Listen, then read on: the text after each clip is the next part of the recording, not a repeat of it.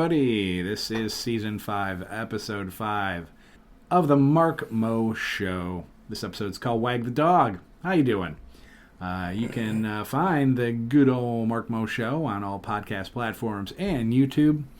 I would like to do the most important thing of my day, and that is introducing my amazing co-host, producer, all-around good guy, badass. Just fill it in with anything wonderful. It is Aiden Maloney. How are you? Fantastic, with compliments such as those. Much appreciated. Yeah, man. I've not been sleeping well, which I think I said last week and also the week before that, but this time for a different reason. Uh-oh. I've had very piercing pains, like in between my shoulder blades on the spine. Oh. Like anytime my neck turns, it's like, ooh, that's not good. So I don't know if that's a workplace injury or if I just slept wrong and it's taken a couple days. It is improved today versus yesterday. So I think maybe it's just a sleep injury. So hopefully that improves. But it is, alas, not depreciating my mood at all. Well, that's good. Which is good. It's keeping my spirits high. It's the weekend. There's no reason to be upset. Right, exactly. You're not lifting heavy shit all over the place, and that's good. You give yourself a little break in there. You got to.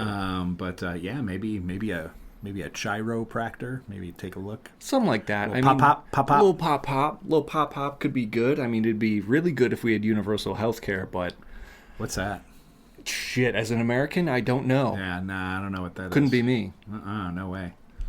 Crazy. Maybe we'll have to phone in a Canadian and get their perspective on what it's like to have healthcare as a human right. We'll have to do that. Which is kind of crazy to think about. It is kind of crazy. I mean, here it's just like you pay a bunch of money that you can't afford. You can't afford to wait in line, usually sometimes for days. Sometimes weeks, sometimes months. Sometimes, depending on what you need. And then you finally get in, and they're like, oh, you're copay. No, wait, I just gave the insurance company like a buttload of money. Right. Oh, no, this is your copay. And you do that. It means you have to pay money before you can pay the money. And then you get a letter in the mail. It's like, oh, we only covered this. You owe that. It's such a scam. It's bullshit. It is a huge scam. But hey, the shareholders must be very happy. Oh, yeah, Blue Cross Blue Shield. Oh, yeah. Eli Lilly, they're dancing in the gold. Dancing and singing. Having one big circle jerk on a pile of money. Over the dead bodies of Americans suffering. Kind of funny how that works. They don't give a fuck. No, they don't care. Not at all. It's a death if panel. It's profitable. Yeah, it's death panels and shit. It's like, oh, what? That guy's got stage 4? Nah, fuck him. Yeah. Oh, really? Why would we cover it?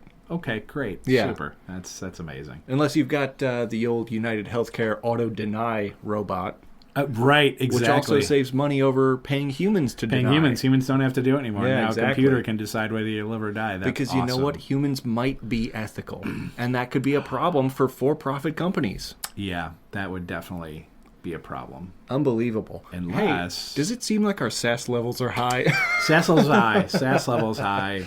I kind of sound like, Morgan Freeman and Bane had a baby. I just kind of have this thing, so... Who knows how long this voice is gonna, make it today? But we're gonna give it the old college try. The old college try. Why not? So anyway, hi everybody. Hola. Aiden also has his own YouTube gaming channel. It's called Aiden Spelled the Right Way. He has new PC gaming content like GeoGuessr, Polybridge, Observation Duty, and much more each and every week. So what can everyone expect this week, Aiden? I've been on a rip recently. I've been recording ahead of time, getting ahead of the curve here so I don't miss any uploads now that I'm, aside from the sleepiness and my weird sleep injury, I've been feeling better, so I'm posting a lot. I did a video that dropped today on Polybridge doing low stress levels and attempts. I thought it went great. I had a lot of fun with that. I've been playing this horror game called The Stalked. Oh. Very spooky. I had a fantastic time with that. And it has a sequel, so we can be expecting that in the near future as well. It's been a fantastic time. That's awesome. Yeah, it's really a great watch, so I encourage everybody to jump on the old YouTube and check out Aiden Spelled the Right Way. And if you enjoy that gaming, we have a collab called A&M Gaming, where we kind of have the silliness and nonsense and fun of this show but we do it while we game together. And we try to play games where we can have that interaction versus like some game where you really got to kind of be in it and then you're just not talking a lot. So Right, especially with two hosts. Right, Yeah. exactly. Yeah. So the fun of it is we get to interact while we're playing. So, check that out. We definitely do GeoGuessr, Observation Duty. We do the quizzes, the BuzzFeed quiz. Those are fun, and I highly suggest you check out the newest game that we're playing. It's what is it? Dream Daddy. Dream Daddy. A dad dating simulator. Which is amazing, and I, being the son, play the dad. and I, the dad, play the teenage daughter. Yes, as the Lord intended. As the Lord intended. So I've actually been chatting locally here. We're from the Midwest, Valparaiso, Indiana, or as I like to call it, Chicagoland. I've been out here and there, and I tell people about it. It's like, oh, how's podcasting going? So I talk about the gaming channel. And I mentioned this new game that we're playing and the roles that we take, and everybody gets just a laugh out of it. I'm like, oh, yeah. Good. I said, and then, like, you just don't know what characters are popping up. If I jump on the voice or Aiden jumps on the voice. The voices. Oh, my God. It's so fun. And then it's so fun. It is fun. And then, like, and then it's a game where, it's like a storyboard kind of game, right? And then they have all the dialogue below. But then, like, this one, they're in a park, and this dude is off screen, like you can't see the character. The dialogue pops up before he does. Yep. Right. And so I'm like, oh no. And so it was your turn for the voice. Right. So I chose like this southern redneck kind of voice, and I'm like, well, I'll tell you what. And I'm like talking like that. I'm like, oh my God, please look the part. Yeah, right. And then he pops in screen. You're like, whew. It fits. It could have gone a lot of ways. But once again, that's just the fun and silliness of the games that we play and have a good time. So the first episode or chapter, whatever you want to call it, is out. And part 2 will be coming very soon. Yes. If your voice can handle it. If my voice can handle it, I don't know. Maybe a new character will pop up and he'll look like Bane. And I'll be like, oh, thank you. Yeah. we'll be good. We're fine. Batman. But anyway, please like, subscribe, share, all that kind of good stuff. We love engagement. So comments on any of our stuff are always welcome. Anyway, we've done an extraordinarily good job, I think, with our opening dialogue here of staying somewhat non-political lately, because we always talk about, like, man, once you go down that hole, it's so hard to climb out, and there were several weeks in a row we were just hammering different stuff. Yeah. And I was like, and it was near the holidays, and I'm like, nope. I said, we're going to turn over a new leaf, we're going to talk about some other stuff. And I thought it was like good stuff, Sure, I agree. I agree. God, we did mental health, we did slowing things down, like just a bunch of like really good stuff, and made it informational and funny and all that kind of stuff. Covered toxic fan bases. Bases. Yep, we did that as well. Anyway, we approached this week, and there's just a lot going on. There was a great quote I heard today, in fact, and I'll only be paraphrasing, I don't have it in front of me, but it's something along the lines of, if you claim to be someone that doesn't do politics, politics will find you regardless. Wow. There's no way to avoid it's what's true. happening around you. You cannot turn a blind eye. If you turn a blind eye, you're part of the problem. Yeah, for sure. So it would be disingenuous if we didn't cover things like this, because it's not just affecting us, it's affecting everyone in the country, and with how much of a global superpower this country is, it's affecting people around the globe, whether they like it or not, whether they're involved or not. That's true. So it's only honest we talk about it. I think it's fair. And, I understand it potentially could ruffle feathers. There could be someone that maybe is on one side or the other, and they're like, I don't like that take. But I mean, that's life. And the thing is like, we're not here to just appease like a side or a person or anything like that. We just kind of take what we see and we present it however the hell we want. we're not intending to be partisan. Nope. We're intending to be factual. Right. And give our takes on the facts that are in front of us. Yeah. And if you have a problem with the facts that we are presenting to you, you have to look inward. It's more of a you problem. Right. Yeah. It's not something we're providing that's disturbing you. It's the fact you may have been misled for God knows how long, and you simply don't know fact from fiction. That's very true. And that may not be entirely your fault, because the mass media peppers people right and left with partisan stuff all day. Now, it's not to say, 10 or 20% of their content might be factual, just news like news used to be, but it's just become a brainwashing operation one way or the other, and they just pepper you with all that information, and especially when it comes to people that are like over the age of 60 or 65 that are home a lot. Right. And they have it on TV all day. And it's just...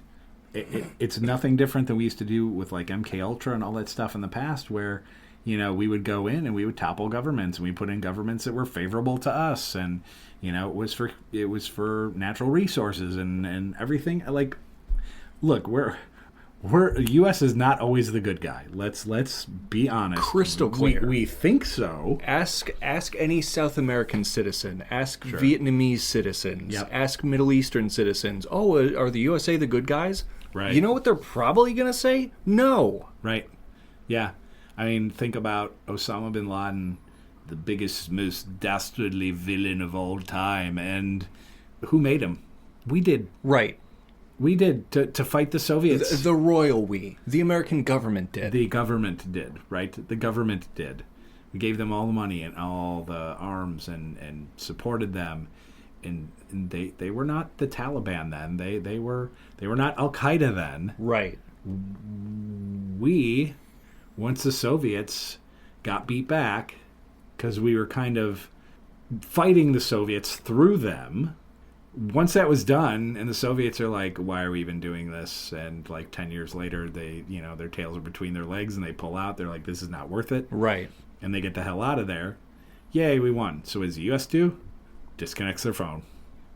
So then everybody in Afghanistan's like, yo, hello. Yeah. Oh, hi. Remember you were going to help us out? Nothing. Yep. Yeah. So. And what does that do to already enraged, hungry, thirsty individuals? Oh, yeah. We're the devil now. Yep. We're the devil. And that's just one example, right? This is one example of where it's like, yay, we're the good guys, and we're really not. Right. And if you look inwards, a house divided cannot stand. True. Is an adage as old as time, right? Yeah. And what is a very useful tool for billionaires grasping onto power or fascists looking to retain power? A divided house. A divided house. A divided populace. Yep. So you use Fox News and CNN and use all these propaganda. Others and just separate them. The division here has never been wider than it is today. And granted, the one side is maybe only 30% of the population, but that's still a lot. Right. That's still a lot of people that believe some really crazy shit. And it's unfortunate. It's really unfortunate where we're at. But, kind of the whole point of this dialogue today is, we're sitting here, right? We got the whole thing with Venezuela. You have Greenland, which is insane. ICE declaring war on American cities. It just seems like such an unnecessary escalation from an administration stating that they should have been considered for a Nobel Peace Prize like less than a year ago. Right. So interesting. And so much crazy shit going on nationally and globally the last couple of months. I mean, it's almost like all of these things are going on to distract us all from something much bigger, sinister even. Right. And I wonder what that might be. Something much more depraved. Right? I wonder what is so important that a country would kidnap another world leader or threaten to take over a sovereign nation. Geez, I wonder. It must be something that threatens the richest and most powerful people in the world. Something that could bring down billionaires and world leaders. Maybe even capitalism. Yeah. Boy, I'm really racking my brain here. I couldn't put a name to it. Oh, wish man. I could put my finger on it. So Wag the Dog is a political expression and a movie. It's a good movie. Find Wag the Dog. I really enjoyed it. And it refers to creating a diversion, like a fake war, to distract from scandal. Common folks, what might that scandal be? We know it rhymes with Schmepstein. Very subtle. Very subtle. Very subtle. Very subtle. As subtle as a hammer. The Schmepstein Schmiles. Schmepstein Schmiles. The U.S. Department of Justice, and this is funny, I did this and constructed this dialogue, this opening dialogue, before what was just released, like literally just released. Right. And then the U.S. Department of Justice went, oopsie. Yeah. And then they pulled it back because of how freaking disgusting it is. Well, you know what? What exists on the internet exists forever, and you can't pull that back. Nope, because everybody grabbed it. Everyone fucking saw it. Everyone saw it, and they grabbed it. The U.S. Department of Justice released only a small amount of Epstein files. Against the law, by the way. Against the law. As of December 19th, 2025, leading to bipartisan criticism. As of January 2026, less than 1% of the files have been publicly released. Interessante. And the 1% that they released were not good. No. So you're like, God, what's the other 99%? What else could be in there? What is in there? This bill that made its way through Congress and is now law requires the Department of Justice to publish in a searchable and downloadable format all unclassified records, documents, communications, and investigative materials in the Department of Justice possession that relate to the investigation of prosecution of Jeffrey Epstein. However, 1 month later, we only have 1% of the documents. Curious. Part of the reason the Department of Justice is taking so long is that they feel like they work for, I don't know, the U.S. president. Pam Bondi, the Attorney General, is essentially the president's personal attorney. And I think she and other folks at the Department of Justice see it as part of their obligation to protect the president and the party from whatever might be in those files. That, by the way, is incredibly wrong and incredibly illegal. Right. The law requires the department to provide an unredacted list of public officials and politically exposed persons named in the files. So what could possibly be in these files? Sexual abuse of minors, child rape, snuff films, sex trafficking, murder, so much more. That list has not been released, but we know Trump, Clinton, Brett Ratner, Prince Andrew, Alan Dershowitz, Bill Richardson, Michael Jackson, Stephen Hawking, Ehud Barak, Kevin Spacey, David Copperfield, Steve Bannon, Noam Chomsky, Boris Nikolic, Richard Branson, Mick Jagger, Bill Gates, Elon Musk, and many more are in these files. Now, I'm not saying any of these individuals diddle kids or abuse young women, but what we do know is that they're in the files. So we should know what the hell they did. By the way, those files apparently contain hundreds of video files as well. Apparently so that Epstein could blackmail the richest and most powerful people in the world. Right. And Epstein's former neighbor quoted him as being the world's greatest blackmailer. Oh, yeah. Oh, yeah.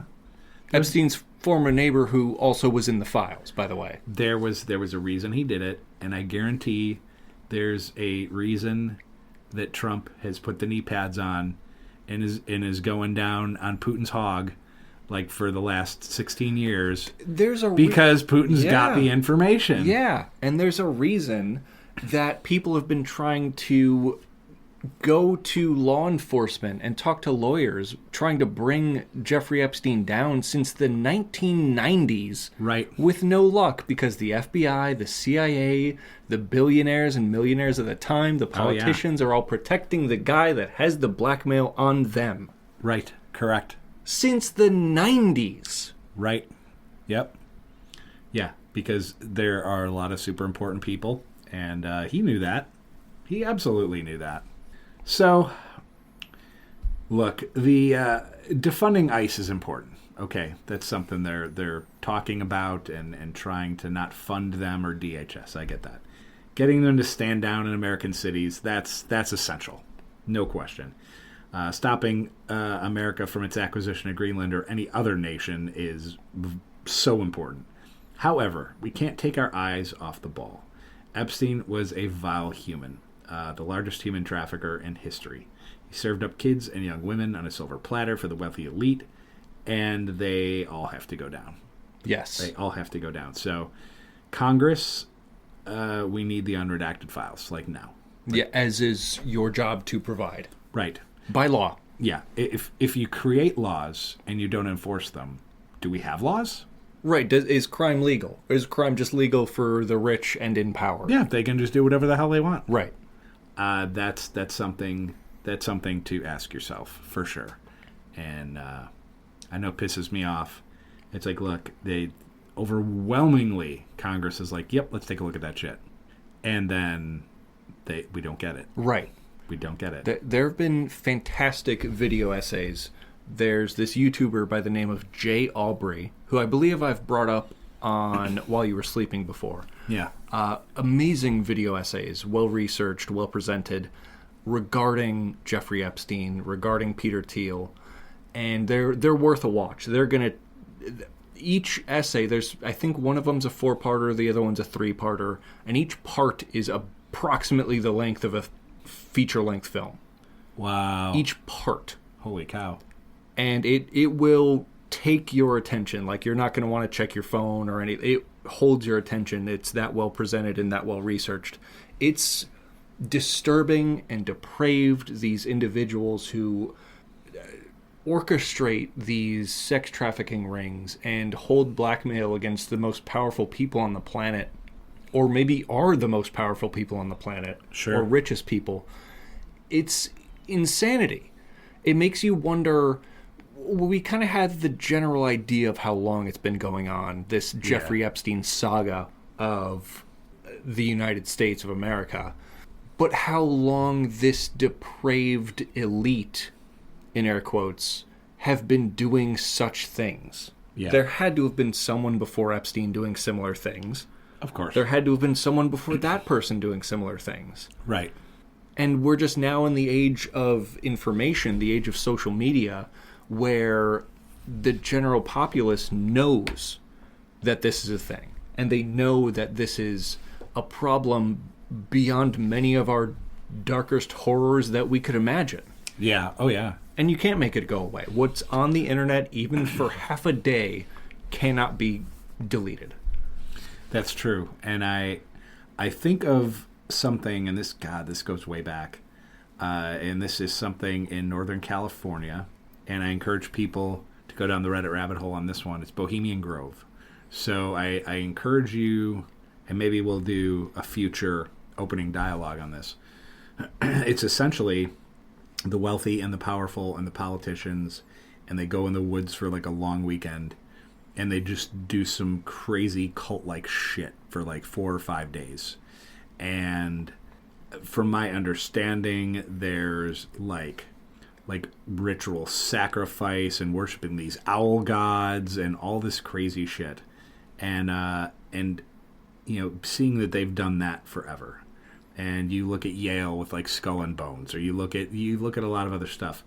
No one should be surprised. No one should be surprised, because we've been doing the rich and powerful have been doing this crazy weird ass shit for a long time, and they just happen to have all the power. But the thing is there's a lot more of us than there are of them, right? And it's up to us to take that back. And I'm not saying we have to go full on Iran, but it's an idea. Those out doing peaceful protest. And here in Valparaiso, Indiana, there's a small group doing it. And whatever, I would not begrudge anyone to protest whatever the hell they want to protest. That's fine. I'm going to go out and protest vegetables later. I just think they have to be stopped. So that is a bold take to have. Yeah, that is a bold take. I'm a meatitarian, and the vegetables have to be stopped. So whatever you want to protest, I mean, just go ahead and do it. It's completely fine. But the thing is I always say, what's next? And there is not one protester that I have talked to that has given me a good answer. And some smart people, too, that I've talked to. And they just don't really have a good answer. And then a bunch of school kids, they walked out of school across the country. I'm like, see, that's a what's next. Nobody could give me that. And, boycotting doing business, which as it stands was yesterday, from the time we were recording this, that's a what's next. But no one could give me that because it's just like protesting. I'll be honest, protesting's low-hanging fruit. It's easy. I can go to a frickin' Michael's or a Walmart and pick up like a 3x5 cardboard. I write some shit on it and stand on a corner. That's easy. Right. That's super easy. But if you're not using that as step one and then with other things coming, then what are you doing? Right. You just stay at home. Just bake a cookie. I don't know what else to tell you, but it's like, what's the follow-up? What's the follow-up? What are you doing? Okay, that's planned. That's that. Hey, great start. What now? Yeah, you've made your presence known. That's fantastic. Are the politicians going to listen to you? Are the people in power going to hear your voice? Right. And what's the plan when they don't? Right. And you're going to sit at a table with them and be like, hey, this is what we're upset about. Which is crazy because that's like a duh. Yeah, no shit, duh. Of course you're upset about that. Most people are. But if you're talking to an individual or individuals that don't give a shit or are kind of like, aw, there's nothing we can do, pumpkin, then now what? Yeah. Now what? What after that? Right. Are you going to...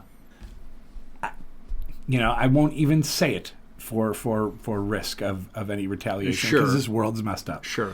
But I will say that I think that there has to be a process here, and at some point, it's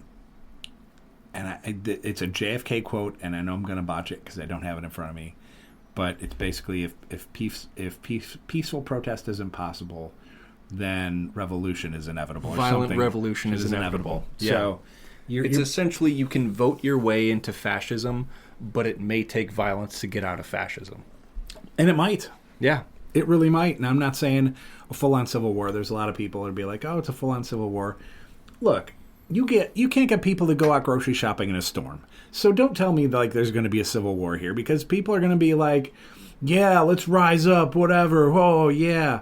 Oh, that new Stranger Things is on tonight. Well, we'll do that tomorrow. Right. That's America. And That's America. We opened this opening dialogue with the thought of distractions. The distractions of a potential war. The distractions of, I don't know, more insane quotes or Donald Trump shat himself in the Oval Office again. You know what else is distractions? Social media. Yep. Movies and TV. Oh, yeah. That's not to get too conspiratorial, but I feel like that's sometimes why people get so buried in watching what's new or doom scrolling TikTok or Reddit is because that's easier to do than taking the time to internalize how fucked up things are around you. Right. That's easier to do. You're taking the easy path. Right. And that this country you grew up in as a kid, or that your parents grew up in as a kid. Right. It's different. It's different. And we could have taken all of the goodwill from World War II and done amazing things. And in some ways we did, right? The space race, go in outer space. Wow, cool, awesome. And so many other things. But for whatever reason, the rich and powerful, after that, because there was such an economic boom, they were kind of like, wow, I like this money. Well, yeah, let's spread the wealth. Let's give it to... Or what we could do is give them just enough so they're not starving, and we'll keep the rest for ourselves. Yeah, let them eat cake. Yep. And that's just real. Yeah. Spin it any way you want. It's real. It's more profitable to destroy socialism and socialism and communism overseas to protect capitalism. Correct. Than it is to simply exist as a capitalist society in a world where other countries are flourishing due to their socialist and communist policies. Right. Yeah. And here's the funny thing. This was at our beginning, right? Is the reason they threw a bunch of tea in the Boston Harbor. It's taxation without representation, right? Right. So, hey, all the super wealthy, they want to pay 40% tax? Cool. Because you can take all that money and then do a bunch of social programs with it. You can give that health care to people. You can make sure people are fed. You can have an actual real Job Corps for anyone that's unemployed. then you wouldn't even need unemployment. You wouldn't even need that. You could just be like, oh, heard you lost your job. That's too bad. Here's 5 jobs that you can do in your area. And just offer any sort of work for people. So it's insane. It's absolutely insane that we can't have a society where, hey, if you want to go out and make money, make millions, whatever, cool, man. Go for it. But here's the thing. Just pay your share. And then make sure that that share gets back to the people. Right. It's really that frickin' simple. Should be. It should be. And it's not. Because like I said, the wealthy people like the money. Yep. And I don't know. It's more class warfare, really. It's absolutely. It has been. It has been forever. They're trying to sell you on, oh, it's a right and a left thing. It's 2 ideologies, and oh my gosh, we just can't exist.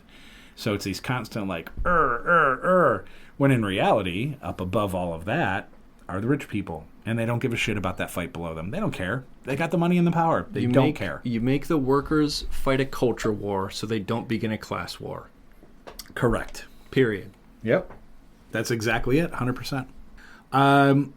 Well, folks, yeah, that's us really kind of getting into it. And that may only be part 1 in a series of future rants. I think that's fair.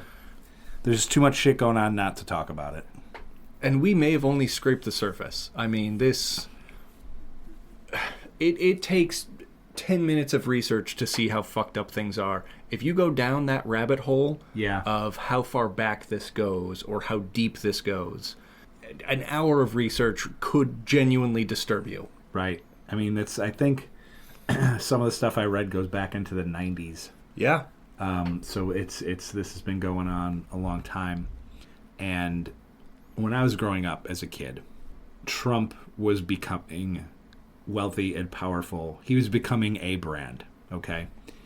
And you just read news articles and stuff. This is before, everything became so corporatized. And if you wanted only good things to be in the paper, you could do it. Or if you only wanted to tear someone down, But one thing that, everybody knew back then, yep, he's rich. Yep, he's powerful. He is also an incredible douchebag. Right. And he's just a bad human being. And you can follow the breadcrumbs through that whole family. You can just follow the breadcrumbs. And then of course when you have, I call it organized crime. That's just what it is. And you have something go on that long, he's got his foot soldiers and he's got all these people, and all these people Epstein has stuff on, and so these people are going to do stuff for him. Right. There was a plan. And he executed the plan, and they all have to go down, and it's up to us, I think. Because, when the Department of Justice works for him, we don't have a Department of Justice. Yeah, the DOJ already doesn't enforce laws against the rich and powerful. Mm-mm. Who's left to enforce the laws? The people who have laws enforced upon them. Sure. That's it. That's the working class. That's us. That's the 250 million poorest of us. Right. Yep. And you know what? That's a majority.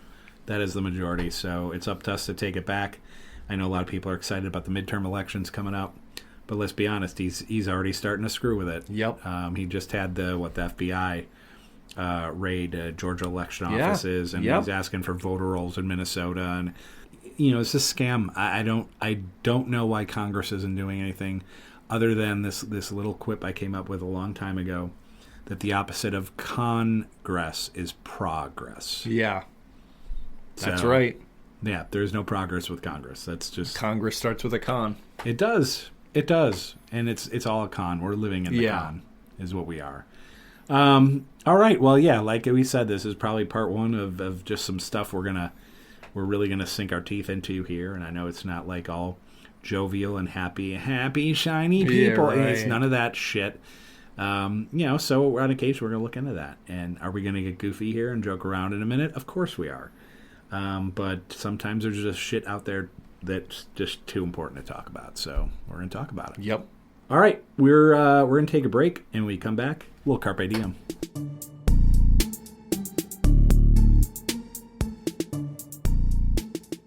All right, we are back, everybody. This is the Mark Mo Show. I'm your host, Mark Maloney, along with Aiden Maloney.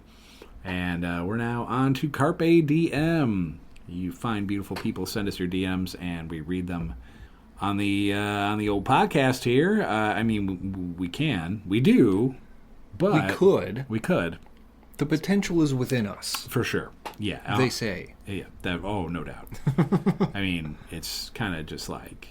It's the thing we do. It's the thing we do, you know? I mean, we're not a charity. Don't get me wrong. No, sure. If we're just playing into the culture, right? If someone out there wanted to have their DM read, hypothetically, what would you recommend they do? Well, I don't know. Like, if I were to have two hands out and there's nothing in my right hand, but then there was something in my left hand... What would that be? I was very intrigued. I'm like, oh, what is this? What is this paper material that you have put in my hand? And just not one, maybe several of these. Oh, I'm so curious as to what those paper materials could be. These green papers with numbers on them. Whoa. And then I would go, oh, that. Did you have a question? Oh, my goodness. You know, it's really, I mean, we're just playing into this capitalist society, right? Exactly, right? We're just playing our part. We're playing our part. We're just playing our part. You know, does that mean, is it going to cost me 300 bones to have my questions answered? And to that I say, do you think 300 is enough? That's fair. That is very fair. A classic negotiation tactic. It is definitely. Throw the question back at them. Right. Exactly. I love that. All right. This week I have the first one is from @CradleyBooper. Cradley Booper. Hey, Mark Mo Show. I have a lot of women friends that say I look like Bradley Cooper. Oh. Cute. Yeah. I see. I am a single guy and not much of a player, to be honest. They say I should use my resemblance to my advantage. It sounds kind of douchey, but it has been a while if you get what I'm saying. What do you guys think? Shucks, brother. Shucks. Well, if you've got looks, that's one thing. It's important, too, to have a personality, to have some humor. Sure. And I would argue that most, if not all people, have that potential within them. It's just about not being afraid. Yeah. You know, you almost have to... crass is the wrong word. Do not be crass. But be yourself, I would say, is healthy advice. Sure. And if people do not take kindly to you being yourself, take a moment to be introspective and think about, how did I behave? What could have caused this? Sure. If it's a you problem, hey, you've got some learning to do, and that's okay. Sometimes it takes learning. Yeah, sometimes it does. If you're like me, I'm generally a quite shy individual, kind of introverted. So I'm not often outgoing, but I've got this weird thing where I just happen to surround myself with outgoing people, and that just kind of cracks open my shell a little bit. Sure, yeah. So that's another thought. You know, is if you want to get out on the scene, you got to be open to the scene getting into you. That's yeah. Yeah. I think that's a great comment. Yeah. That is a good comment. Or alternatively, from Mark Mo. Alternatively, if you get a very nice young woman that comes up to you and goes, "Oh my God, are you Bradley Cooper?" Then the answer is, yeah, I am. Oh my goodness. Now, mind you... So Mark Moshe recommends lying. So, once again, just Talk your way out of this. Go ahead. Hey, just hear me out. Let him cook. We already started this segment being all capitalistic and taking people's money to answer their questions. So You're continuing the trend of taking advantage. Flow. So now it's just taking advantage of your situation and lying. No. So that being the case, and look, I've been on trips. I've been to spring break. Have I told people that I was Chris Chelios' brother to get beer? True. It is true. A small price to pay for free beer. Did I tell a very pretty woman in the parking lot who had an injury to her hand from a broken window that I was a pre-med student? Can I see her hand? I did. Did I tell an exotic dancer that I was a chiropractor because she said her shoulders are sore? And did I give massages to all the strippers at the club? I did. Was that untrue, though? Well, they'll never know. See, that's the point. So it's a situation where, look, if you're just a nice dude and you're looking for someone to potentially be a girlfriend, you're not going to play this, okay? And that's completely fine. You're going to do what Aiden said. However, Do you take the red pill or the blue pill is what Mark Moso is saying. that's exactly it. That's all I'm saying. If you're just out for a night of fun and you're maybe in a bar or a place maybe you normally don't go to, you don't know the people there, and she comes up, are you Bradley Cooper? I am Bradley Cooper. And you're going to go out and you're going to have a great evening. Did you like La La Land? I was in that. I was in that. I was in that. Yeah. Was I in the Hangover movies? Huh? Huh? What? I'm just going to say, just enjoy yourself. Oh, God, was that Ryan Gosling in La La Land? That was Ryan Gosling. Oh, shit, they But look the same. I was letting you go with They it. look the same, don't they? Yeah. They look the damn same. They're similar. They're both very attractive dudes. Attractive white guy. Attractive movie white guy. I'm sorry, lovely listeners. I got him confused because white people look the same. No, that's okay. It's a white people thing. Yeah. Cradley Booper got a little bit confused there, so we're okay. Ryan Gosling. Ryan Gosling. He hasn't done anything else. Bradley Cooper was in the one movie with the Philadelphia Eagles, right? Yeah, The Hangover. Yeah. The Hangover, of course, with the Philadelphia Eagles. Yeah, that's the Silver Linings Playbook Ah, of course. that he was in. But Gosling's been in a lot of stuff, too. Who's Bradley Cooper? What does he do? What does he do? Oh, he was in The Hangover. He was in The Hangover. Of course. He's apparently the guy that's going to help Cradley Booper get laid. Oh, that's right. Ryan Gosling. Ryan Gosling. Exactly. Everybody listening to this is like, this dude's high? And the answer is sadly no. Not high enough. Not high enough. My next one is from Key West Carl. Okay, Carl. What y'all doing up there in the Midwest? Beautiful weather every day, yo. I think y'all should move your show down here. Shit. You give us a couple milli, I will. Oh, yeah, for sure. Yeah, I would go. But then again, I don't know about Key West in the summertime, brother. It's a steamy one. Something about the too warm, too humid vibe. But you know what? It's different. It's different if you're in the middle of frickin' Florida. Because that is you just bake. Yeah, humid When you're death. out in Key West, it's a little bit different. It does get hot, but you get the breeze all the time. I like the a water. good breeze. I love a breeze. That's why I always say it's like in Florida, it was like if you're hot and you can't be indoors, just find some shade. Yeah. Find some shade because you're going to get a breeze. The sun's the worst thing down there, maybe? Oh, yeah. Yeah. Yeah. Well, you're closer to the equator, so I mean, sure. It's going to be hotter. So Yeah. At any rest, I love Key West. I would shit. I don't need the couple of million. I just fill my gas tank. I'll see you in a day. Yeah. I've been to Fort Myers. I've been to Naples. I've never been on the the east side of Florida. And yeah, never been to Key West. But Carl, you shoot me some moolah. Yeah, and we'll visit you. We'll guest host you. Yeah, You know? we'll move. I'm sure they drive trucks down there. Yeah, for this low price of maybe $2 or $3 million. Sure. The Mark Mo Show will come to you, Carl. Yeah. Aiden, you can start your own trucking business. Yeah. And What would I call it? What would you call it? I think you would call it Ryan Gosling Trucking. Oh, I was thinking the Irish Hog. That's even better. I like that. Ryan Gosling Trucking, and the trailer has a picture of Bradley Cooper on the side. Yes. I love that so much. Holy shit. That's a good And then guy. on the back of the truck it just says, I was in the Hangover. I was in The Hangover and La La Land. And La La Land. Remember me? Remember me? Oh, God. Oh, that's good. Good bit. At Sea Chickens United. Super Bowl, baby. Yeah, we know. Most of the country is counting on us to prevent the next Patriots dynasty. We'll do our best. Brother, I've got news for you. I don't think there's going to be an ex-Patriots dynasty. I think that was some miracle magic between Brady and the one old dude that was the coach the one time. Ryan Gosling. Bradley Cooper. Bradley Cooper, sorry. That's right. Bill Belichick, that's his name. Yeah. Yeah, that was some magic they had. I don't think Drake May has that type of magic. He's great. He's good. I'll give him that. He's good. I'll give him that. I don't think there's going to be a dynasty. I have no dog in this fight or chicken in this fight. I'm just excited to see two good teams go at it, you know? Sure. Yeah, why not? That's what I'm excited for. God bless the Sea Chickens. The Patriots Cool.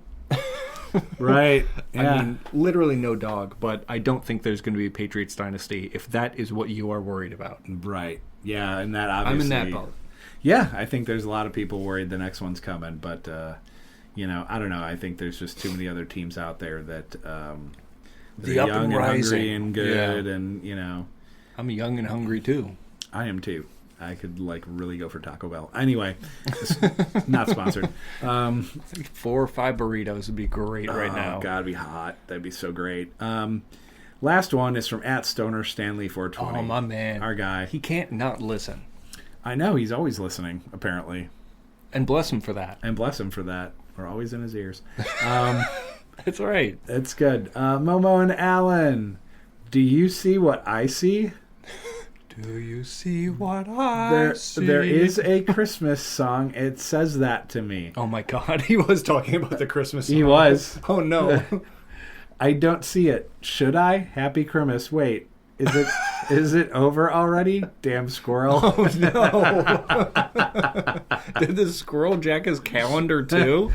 Holy shit. He may have. It's like, man, this December 2025 is lasting a while. It's lasting a while. Brother, it's damn near February. It's about to be February. But and to be honest with that comment, why does it seem like January is always 80 days long? Oh, yeah. This is the longest damn month ever. I saw a meme today that was that real fucked up picture of Mr. Incredible, the skeleton on his face, and it's like, man, this has been a long 6 months of January. That is so true. God bless you, Momo. Anyway. I don't see what you see, and that's not really even in the top 20 Christmas songs. No, but I love the fact that these shepherd man speaking to a boy. I don't even know the words. No. Well, I am the shepherd, or I am the shepherd. Where did that boy go? I'll speak to those little boys. The little boys. Trust me. Oh, that piece of shit. Anyway. Fuck that guy. No doubt. What do you got, dude? I got a DM here from @DCDsNuts. Oh, I like that. My man. Would you rather have $1 million or the powers of Superman? Ooh. A very human question. No doubt. $1 million be nice. Yeah. My first thought is $1 million could do a lot for me, but it's not enough to retire on, notably. But the powers of Superman, first of all, that makes travel so easy. I could, my family that's across the country, or any vacations I want to take across the oceans, I could just do that in a minute's time. Yep. Right? That to me is worth more than $1 million, because $1 million only buys so many flights, and it doesn't buy you back the time you spend waiting for fucking TSA. Oh my God. That alone makes me lean towards Superman. Yeah. And then you get all the powers too, invulnerability, super strength. I'm never gonna have to hire movers again. No. I won't have to pester family members or friends to help me move. Oh, you want that couch moved? Here, it'll take my 2 fingers. Oh, there you go. There you go. Glad I could help you. Yeah. I powers of Superman by a long shot. And if I get hungry for money, I could just go rob a bank somewhere. Right. And I would make it a multinational one. So you know, fuck they profits. I don't give a shit. Or just fly in and rob an oligarch. Exactly. Oh, that's true. Even it's better. In theory, in this world, in hypotheses, in this hypothetical world, I could, take my own hits. Sure. Yeah. It's I think you're a bad person. Pew pew, laser eyes. Yep. Done. Yeah, done. I think you're a bad person. Wow, frost breath or whatever he does. Yeah. Oh yeah. Yep. So that's Superman for me. I love that. Yeah, I like the Superman thing too, because just imagine you're at a bar and a girl comes up to you and she's like, "Are you Superman?" And you go, "Why? Yes, I am." Exactly. Ryan Gosling. Yeah, I'm pulling the old Ryan Gosling, but now exactly. I'm Superman. Yeah. So I think You want to go for a flight? That's it. Yeah. That's it. Use your powers for good. Yes, for the good of man. For the good of man, well, the good of me. Who's a man? Who's the man? Superman. Ryan Gosling. Bradley Cooper. Bradley Cooper. All right, what do you got? What else you got? Comment here from Redface. What is a super minor thing that fills you with anger? Ooh, a super minor thing. Well, I guess this is minor. It's like people that just don't drive right. Oh, sure. It's like a single lane road, and it's like 45 miles an hour, and you got the toolbox in front of you driving 25. Yeah, because it's not illegal, but it is provably unsafe to drive that slow. Yeah. On a higher mile per hour road. Yeah. Provably unsafe. Yeah. That is problematic. I get mad at that too. Yeah, I think that, and then related to that, because it's also involved with traffic, are just roundabouts or traffic circles, whatever you happen to call them in your neck of the woods. Not that I don't know how to navigate them. I do. It's all the other people that don't. Right. It's like the boomer class or those that never passed driver's ed or never got a handle of it that don't know how roundabouts work. Right. They get in the roundabout and then they go like to where you're getting into the roundabout, but you're waiting for him to go through it so you can go. Right. And they stop. Yeah. If you're in the circle, you do not yield. You do not yield. Keep going. Keep going until you're ready to get off. Right. That's it. You yield, you cause an accident. Oh, yeah. And it's your fault. There was a roundabout, years ago when I was visiting Boston, and I'm pretty sure I was on my way to the JFK Presidential Library, which is very cool, by the way. And I had to navigate a certain roundabout that was 6 lanes wide. Holy!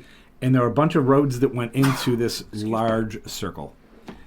And I come up to it, and I'm like, oh my God. Because immediate intimidation. in 2 roads, I have to get off at that one. But like the far right one is the turn off one, and then the middle one, and it's like, holy crap. And so that one is filled with cars, and you're like, and a dude behind me is like, move your car, and he's so like, oh Jesus. And I'm just sitting there, so finally I said, screw it, and I just jammed on the accelerator. And now I'm in the 3rd lane. I got to get over to the right lane in probably less than 10 seconds. And I'm like over, and I'm like, oh shit, too far. And then I had to get back over, so I'm like, vroop, I get into the next one, and the guy, burp, burp. I'm like, work with me here. And so then finally, I'm just like, there it is, and I shot across the other lane. I just got off. Jesus. I'm like, I am finding a different way back to the hotel. That was insane. It takes proper traffic notation on signs to inform drivers. Mm-hmm. If you have more than a 2-lane roundy makes sense. Yeah. Right? Because if you're in the right lane, this is for right-handed drivers. If you're in the right lane, you can either go straight or you can go right. If you're in the left lane, you can either go straight or you can go round the roundy. Yes. That's it. 2-lane roundabout, 1-lane roundabout makes sense. You've got 3 or more lanes. You've got to notate that on a sign clearly. And if you don't, you get situations like you got in Boston. Yeah. Let me ask you this as a truck driver. Yes. What are your thoughts on them? Because I imagine for the size of some of them, it's just not reasonable for you. In Indiana, I believe it's in Indiana state law, semi-trucks have right-of-way over both lanes. The second we approach the roundabout, we have right-of-way over both lanes, which means if you hit my trailer or my tractor while we're in the roundabout at the same time, it's your fault. Yep. It's your fault. Doesn't matter. Mm-hmm. The off-tracking of the trailer, if it goes into your lane, it doesn't matter. Very interesting. Yeah. Did not know that. It's a state law for that reason, because of how usually roundabouts are placed within areas where they just fit. Yeah. Right? Or where they didn't, or where it was nonsensical to have a stoplight due to traffic backup or something. Yeah. But it's safer to simply allow the semis to have right of way over both lanes, because if your tractor's in the right lane and it's a tight roundabout, the back of your trailer is going to be in the left lane. So you have to have right of way over both. And as someone who deals with a lot of those, we've got a town in Indiana, Chicagoland called Crown Point that has a lot of those 2-lane roundabouts, especially off of Interstate 65. And I just flip my hazards on. Flip the hazards on, take up both lanes. People don't like it, whatever. You try and floor it past me.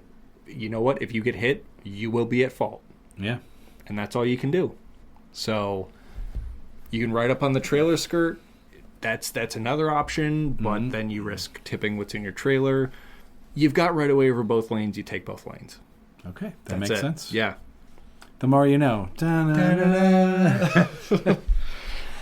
All right, got anything else? I would say, yeah, for what a minor thing that fills me with anger. First of all, I know. Fuck, sorry. No worries. It's all good.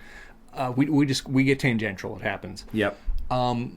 I know we've talked about this before. I think it was on the Mark Mo radio show the last time I ranted about this. Is Christmas car commercials. It is so infuriating. And I hate being advertised to. Do not advertise to me. It makes me dislike your product. I won't buy from you. Period. I won't buy from you. So advertising to me alone pisses me off.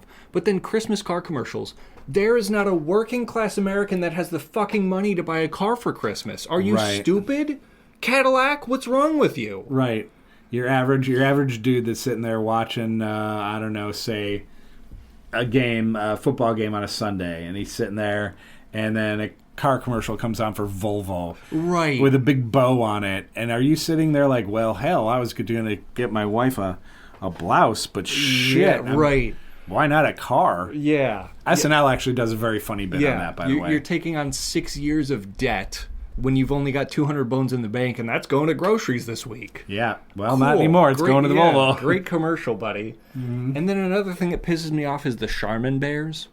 Another commercial-related thing. Fuck the Charmin bears. No one's got a big fucking plastered smile on their face after they've had a rancid shit, dog. You're happy about your toilet paper?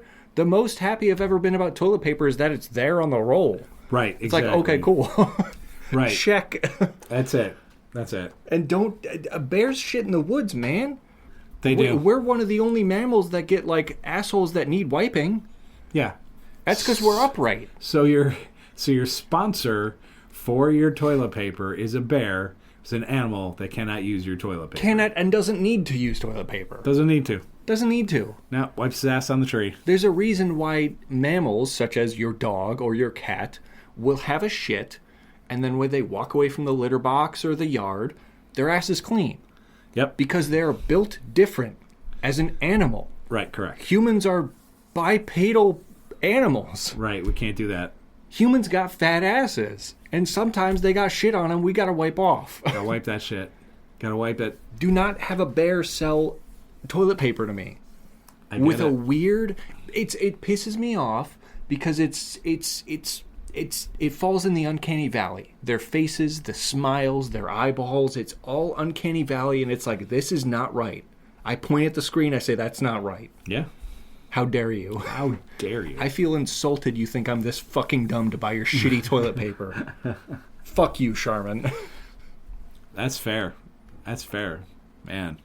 Secondarily, I also hate bad drivers. Yeah. The final DM I received was from Pants McGee. It's a Walking Dead style apocalypse, but you get a buff. You get to choose between the power of fire, water, air, or earth. What do you pick? Huh. So kind of like Avatar: The Last Airbender style, like the power of fire type thing.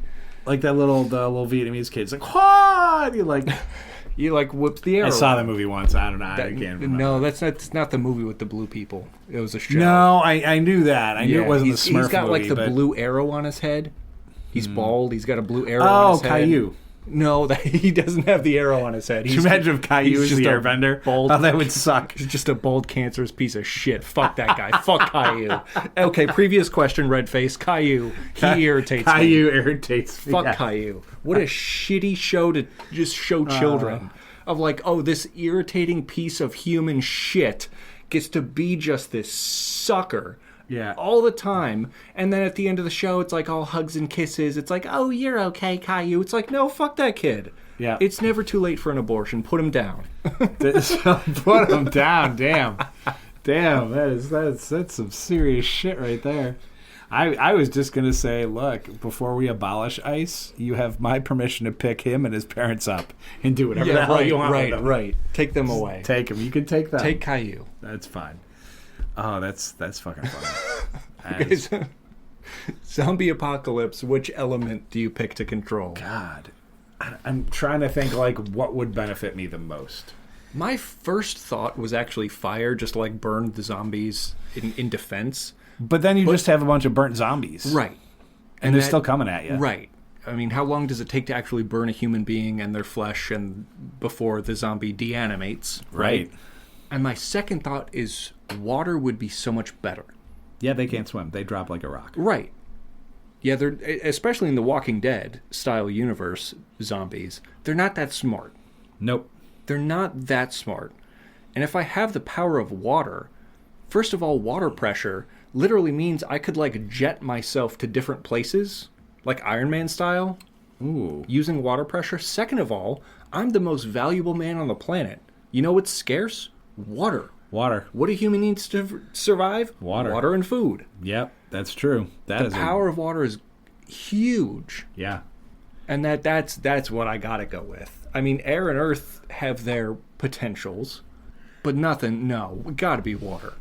Yeah. I agree with that. You know, because for a minute I was like, well, maybe like Earth would be like kind of neat because build your own fortress thing. You build your own fortress, you know, or be like, grow your own crops. Yes. Yeah. You could do that, you know, and then you got hundreds of these things, and they're coming at you and whatever, and it's just like, oh, Earth wall. Yeah. Right. I was like, well, we took care of that. Yeah. Well, that was nice and quick. It was quick. Yeah, I didn't have to kill them. They're not killing me. Yeah, it's great. Yeah. But I do like the water part. I really do, because it's just like if they're there, you just really like flood them. Yeah. And you know the power of water jets. Yeah. Could saw metal in half. Surely I could saw these rotting bodies in half. Easily. Just like, you know, get rid of them. You're like, oh, that was great. I think I'm thirsty. Yeah, right. Put your finger up to your mouth. That's tasty. Can I have mine with cucumber, please? Yeah, right. Cucumber accents the water in such a way. Yeah, you could do that. Now I'm down. Water. Hell yeah. I'm in the same boat. Yep. Last one? Yep. All right, man. Well, we are going to take a little bit of a break. Or no, actually, wait. I almost forgot. Cliffhanger. Oh, my. I almost forgot the Frozen Guy review. And the funny part of it, actually funny for all of you, not funny for me, I literally, after I had this, I left it on top of a box in my kitchen because I'm like, ooh, I got to remember that's the one I had this week that I want to review. And then I left my place this morning. So not only did I forget said beer we're going to be reviewing later. Oh, no. I blame it on my migraine, but that's fine. Not only did I do that, but I was like, oh, no, what's that box on the tire? Oh, yeah, what was it again? What was it again? I think I got it right. So, and I'm sure I've had this anyway, but I'm pretty sure this is it. So I'm reviewing Frozen Guy Review, Frozen Meals. I am reviewing Banquet's Spaghetti and Meatballs. A little sketty. Just straight up.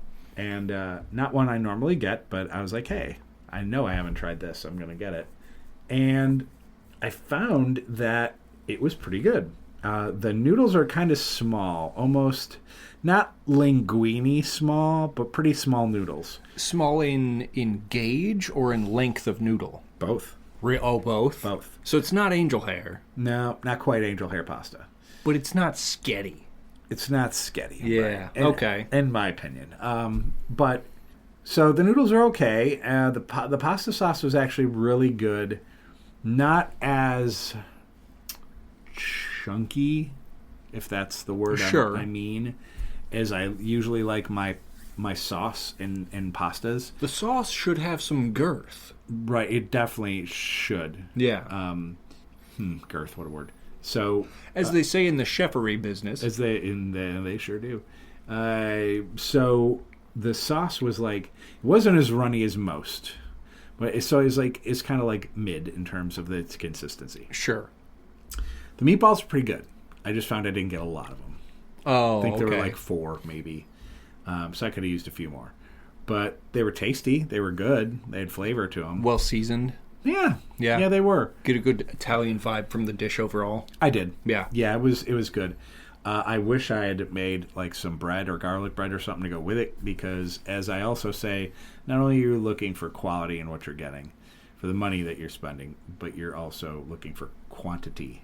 To feel full. To feel full. Like I can eat it and be like, oh, I'll be good till the next meal, you know? And in this one, I was close. But like 2 hours later, I was grabbing a bag of chips because I'm like, I'm hungry. Yeah. So it was not quite enough. I think it was $3.79 for the frozen meal. But overall, it wasn't bad. It was actually pretty good. I just wish there were a little bit more. Yeah. And that's the same price point as some of the previous, I believe, Devour meals. Yeah, that you've brought up. That filled me up. Yeah, that is true. So you have to quality, quantity, and price point, right? Yes, sir. That's what we look at. And so I'm going to give it a 7.9. I thought the taste was good enough. The noodles are okay. The sauce was tasty, albeit, like I said, not quite the consistency I enjoy. But it's not bad. I think the only issue is, like, if you're hungry, you got to pick up 2. Or like one of those $1 like French loaf. Or if you have a loaf of bread at home or so, make some garlic bread or something to go with it. Yeah, and then that's different, and that's not bad either, because then when you're done, and you always have that little bit of pasta sauce and stuff left in that little plastic container. Yeah. Then if you have some garlic bread or bread and butter or something, you just sop that up. Yeah.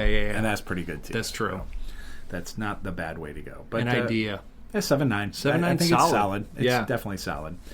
All right, now we'll take that break. I don't know why I was in such a hurry to get into the break. Maybe to get high. Hey, now we're in Indiana. We can't do that. Yeah. I mean, we can, but we can't. Yeah. That's the.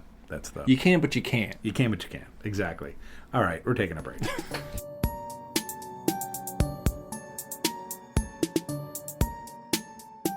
Hey, we're back, everybody. This is the Mark Mo Show. I'm your host, Mark Maloney, along with Aiden Maloney, and we are now on to our feature segment, You Just Made the List, our top 10 list, 10 through 2, with our big number 1 reveal, and we do, all sorts of different topics, but we do have to be careful, because there's rules we have to, actually Is only there one. rules? One. Man. One. I'm sorry. I know. It's so disappointing. According to our rules and bylaws, there's actually only one rule, and that is that there are no rules. Woo! Let's freaking go. Yeah, so we're good. Let's freaking go. We are definitely good there. So this week, I'm very much into music, and I just started, for whatever reason, maybe I just need to kind of get myself up a little bit. But I was listening to like some jams, some party jams, some bops, if you will, some bops and bangers, and it's going to be a dish in my new restaurant. Bops and bangers. Bops and bangers. And if bangers are glizzies, then bops are wontons, maybe? Could do that. What if it's a fusion? What if it's like an Asian, European fusion? Wontons and sausages. I'd eat it. Hell yeah. I'd eat it. But I'd eat everything anyway. Yeah. Yeah. We were just talking about Taco Bell.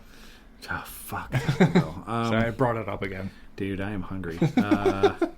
Because this morning I had a massive migraine. Just absolutely killer. Like someone just took an axe right down the middle of my head. And, so I'm queasy and whatever. And when you're like that, you're not eating either. Sure. So I've pretty much gone sans food for a while. So... we're going to try to make it through. Yeah. We're going to try to make it through. Roughing it. Yeah, we are. Yeah, it's already, at the current recording time is 3:45.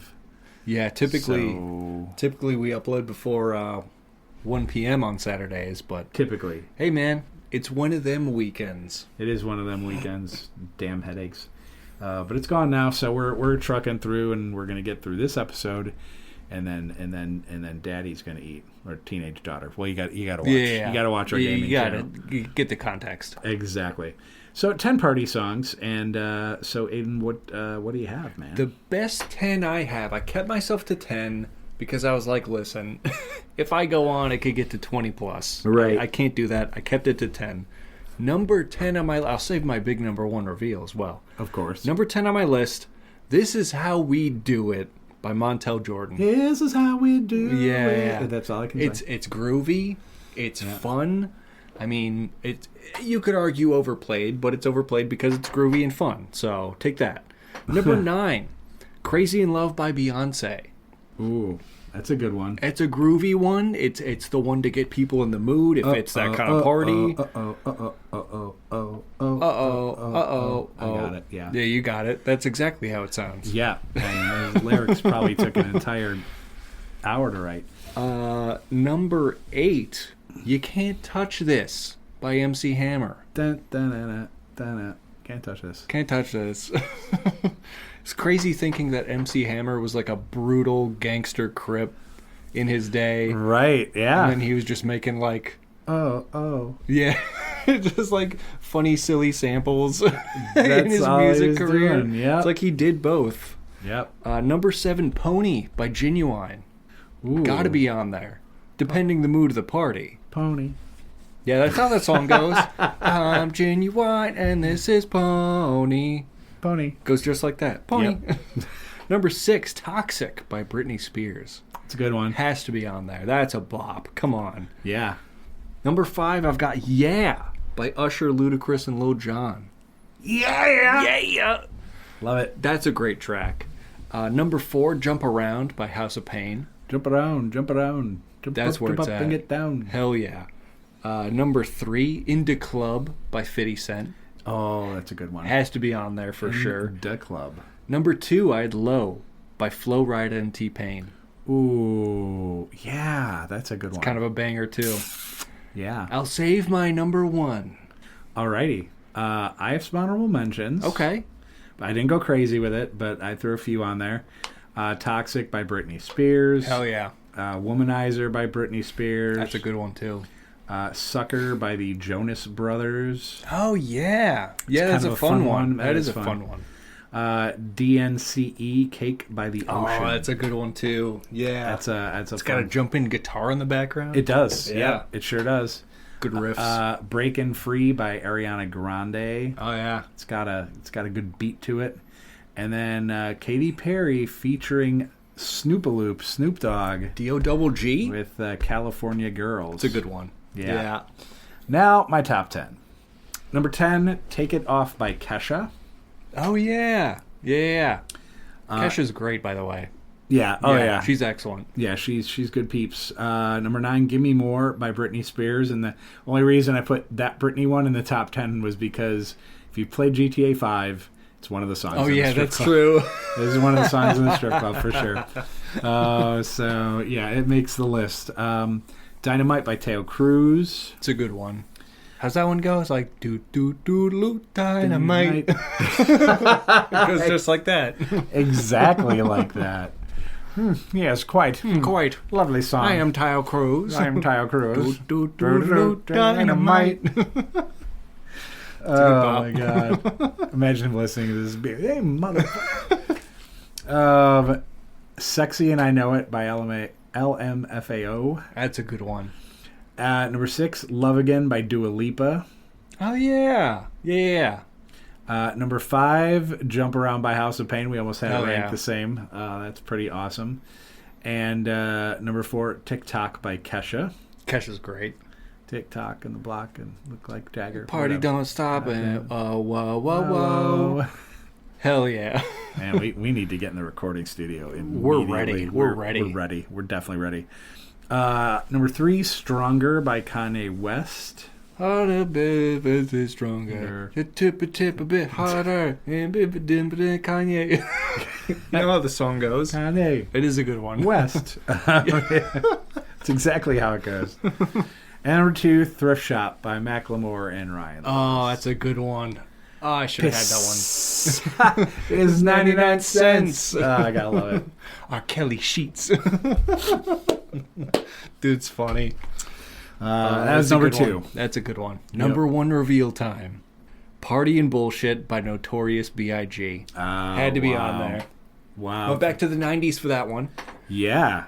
But that's a party song. B.I.G. Party, Way to party's go. in the name. Hell yeah, man. Yeah. That is in the name. Had to go with that. I went with Flo Rida with Kesha on back vocals, Right Around. Oh yeah, that is a good one. It's like just a solid beat all the way around. Would you call that a cover or an interpolation? Ooh. Of an older song? Right, because it is. Yeah. But it's not, lyrically, it's not the not same. a cover. Yeah. No, that would... Interesting. Technically, I don't think that'd be a cover then. Yeah. Yeah. Huh. It's a good track, though. Oh, it's a great track. It's a great track. I love it. Yeah. Yeah. As much as I kind of make fun of Flo Rida just because of, like, the name, it's like, dude's got some banger tracks. Yeah, he does. I'm not gonna lie. He's got some banger tracks. Yeah. It's a good list. Yeah, it's a good list. I thought that one was fun because, I mean, we're largely, Aiden and I are metal, hard rock, Celtic music focused. Those are like, that's our sweet spots. But the only music that we both agreed we're not fans of is like current country music. Yeah. You could say we're genre fluid. We are. Yeah, I think that's Minus country. Minus country. Just not a fan. You feel like it, great. Good for you. Me, after like Johnny Cash, Loretta Lynn, Roy Clark, like all the shit my grandmother used to listen to, which is actually kind of cool, it became uncool. Yeah. Probably sometime in the 90s, maybe. It just got poppy. Yeah. It got poppy. It also got very nationalist, Christian-focused, Right. real gospel-y. Not a fan. No. Yeah. Not a fan. I drive my big truck to the church. Got a gun in my gun rack. Whoop, there's my dog. There, Cool, brother. Wow. We got a track, man. Very epic song. That would be their whole discography, by the way. Yes. Yeah. Most definitely. Hey, Keith Urban, I just found your new track. I got a gun in my truck, drove it to the church. Do-do-do-do-do. Ding-a-dang-a-doo. Oh, jeez. All the country fans are like, hey, fuck these guys. Man, fuck these. They might be right, but fuck them. It might be right. I do got a gun in my truck when I go to church. Who are they talking about? Everybody does. Right? Right? No. No. That'd be a no. Sir. That would be a no. I don't know about you, but after I listen to Jesus, I want to go squirrel hunting. Pop! Pop. Well, there goes the listenership. The Deep South just unsubscribed. Oh, I know. Like all in one fell swoop. All right. Well, let's get off the list and into the hole. The Reddit rabbit hole. Oh, man. What do we got today? Today, I found a fun article. The most popular nicknames used by couples in 2025. Oh, okay. I've got the top 23 list. Ooh. They could have made it 25, but beats me. I didn't make the 23 list. is a number. That's fine. And this goes by the rank and percentage of who use it on who was surveyed. Oh, okay. So the first rank with 65% of couples who use this name, Babe. It's a classic one. Kind of Babe. I actually use that with a lot of just female friends that I have. Yeah. It's just like it could be casual, just like dude is casual, right, in a way. Yeah, like you're someone that is important to me or a friend. So hey, babe, what's up? Right. That's cool. Kind of a shortened version of number 4 on this list, Baby, which is used by 46% of those who use it. Now that might be more girlfriend boyfriend. Than Babe. Yeah. Babe's more casual, which I figure is why it's used more. Yep. And then you've got rank 2, which is Love. Number 3 is Honey. 5 is Sweetheart. I don't like Honey. No, Honey's I've just got like the same. I have the same disdain for Honey because it could just be a me thing. It could be a Midwestern thing. I know it's more used in the South than it is in the Midwest. I've always felt it's, I don't know if demeaning is the right word, or just used in a sassy tone. It feels a little cringe to me. Yeah. That's all. It's like, oh, you think you know what you're talking about, honey? Yeah. Or like you're at the drive-thru and you just want your number 4 and you're sitting there. It's like, anything else I can get you, honey? I'm like, I just placed my order. There's really nothing else you can give me, but why are you calling me honey? Yeah, right. I don't want honey. We don't know you like that. No, I don't know you like that. But, honey. if you're going to throw some packets of stuff in there, You can call me babe. Yeah, right. Exactly. Then you can call me sweetheart. Exactly. Number 6, which surprised me. I've never used this in my life. Used by 32% of couples. Dear. D-E-A-R, dear. I've never liked that. Yeah. Like, yes, dear. Okay, dear. Like, it always sounds just... Right. And I know tone plays a part. Tone does play a part. But I've never said dear as in like, oh, certainly, dear. Like, it feels antiquated. It feels antiquated. Like, today I don't feel like it means the same thing. Like, if somebody pulls that dear shit. Yeah. Like, to me, it's just like, it's like, oh, sure, let me get that for you, dear. It's like their way of saying, yeah, fuck you. Yeah, it's like, oh, you should have got this yourself, dear. Dear. Yeah. Right. Yeah, I don't like dear. No, I'm surprised it's still number 6 on the list. Yeah, no kidding. The next ones make sense. Number 7's gorgeous. Number 8 is darling. Number 9 is boo, which I feel is... what a boo. Boo is nice. I like boo. That's boo. kind of fun. Very Halloween spirited. I feel like that one has rose the list recently. Number 10 is sunshine, which I'm cool with that. I'm okay with that. I wouldn't utilize it. But there's something about multisyllabic nicknames or pet names, baby names, whatever you want to call them, that I'm like, is that really a shortened version of something? Yeah, I see that one I don't get. This is like, hey, sunshine. I'd be like, what? That'd be my first thought. Yeah. Would be like, what? Right. What? Like, why am I your child? Like, why? why? What's you're trying to give me skin cancer? What are we doing here? Like I have been called my partner.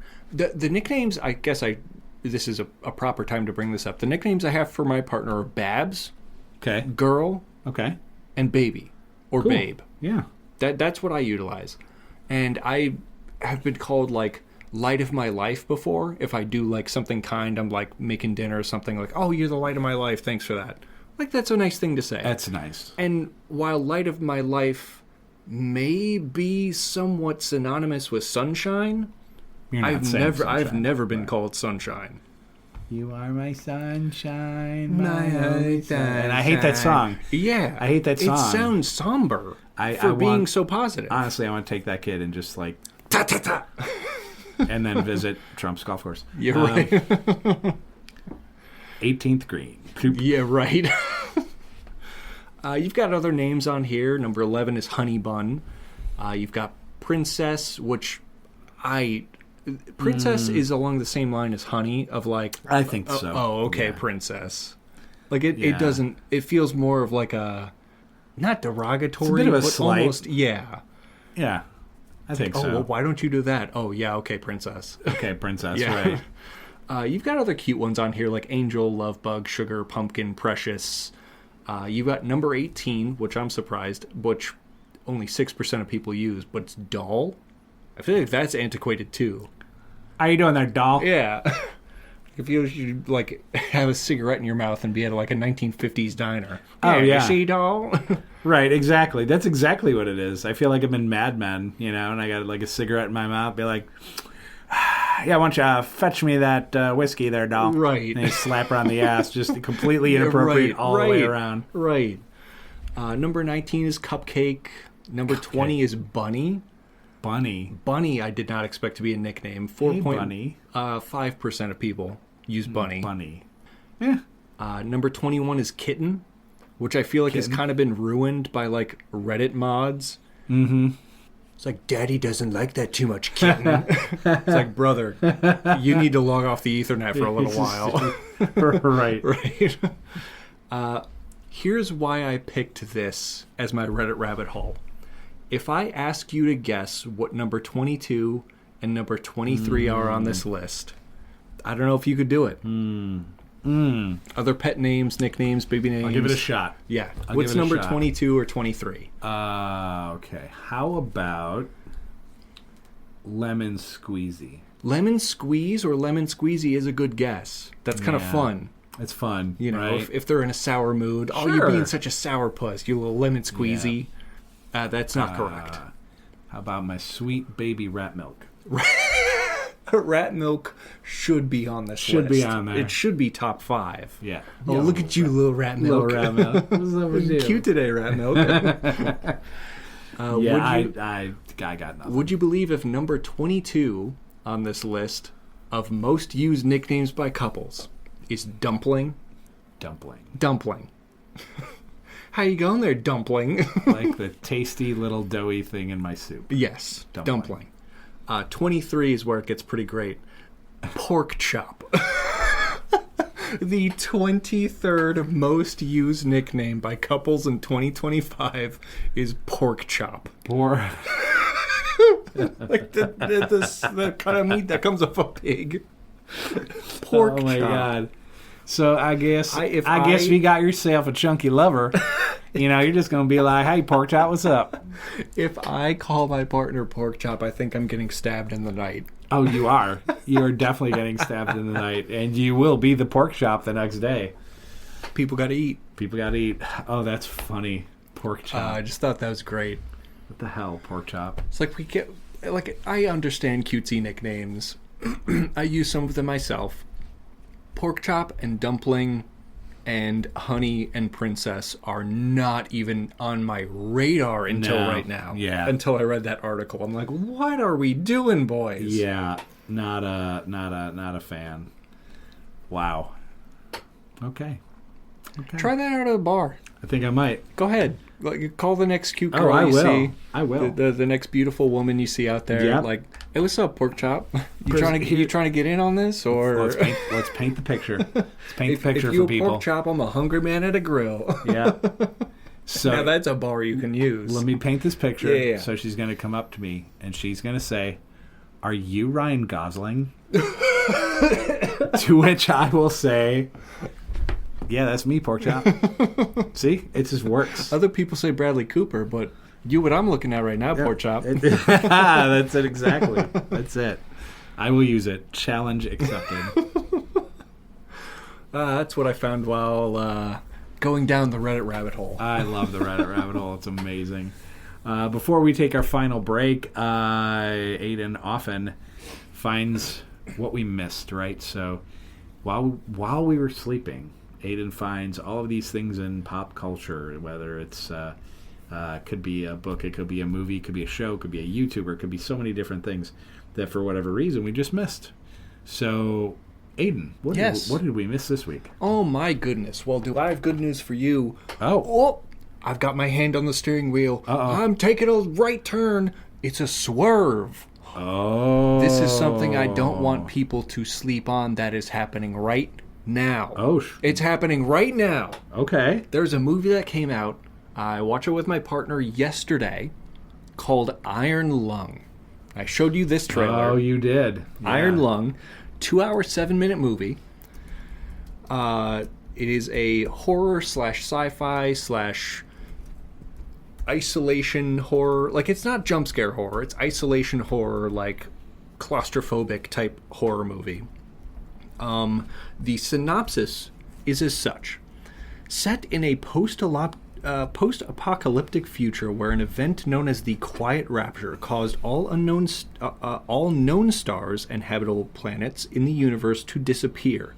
A convict is sent to search an ocean of blood discovered on a desolate moon using a small submarine nicknamed the Iron Lung. Ah.